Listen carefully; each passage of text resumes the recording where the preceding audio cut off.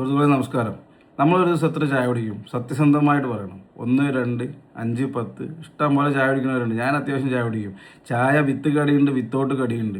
അത് കൂടാതെയാണ് കാലത്തെ ഒരു നേരം ഉച്ചയ്ക്ക്, വൈകുന്നേരം പറഞ്ഞ് 3 നേരം ഫുഡ് വേറെ. ഇതൊക്കെ എന്തെങ്കിലും ഫംഗ്ഷനോ പരിപാടികൾക്ക് പോകണമെങ്കിൽ പിന്നെ ഫുഡിങ്ങിൻ്റെ കാര്യം പറയുകയും വേണ്ട.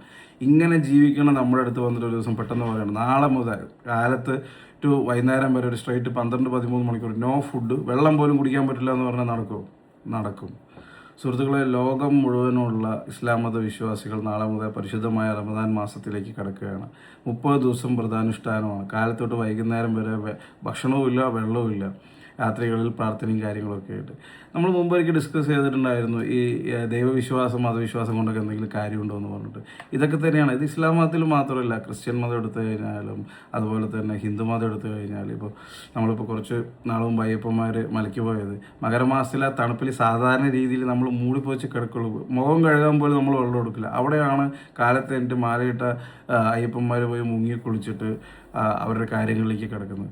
അപ്പോൾ സാധാരണക്കാരനായ ഇങ്ങനെയുള്ള കോടിക്കണക്കിന് മനുഷ്യർക്ക് ദൈവവിശ്വാസം നൽകുന്ന ഒരു ശക്തിയാണ് ഈ പറയുന്നത്. അപ്പോൾ നമ്മൾ ആ പോസിറ്റീവിനെ ഒന്ന് അംഗീകരിക്കുക, അത്രയേ ഉള്ളൂ.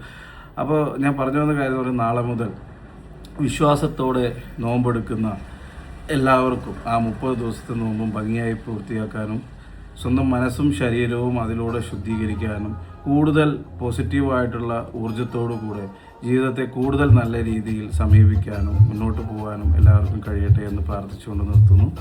നന്ദി, നമസ്കാരം. റമദാൻ മുബാറക്.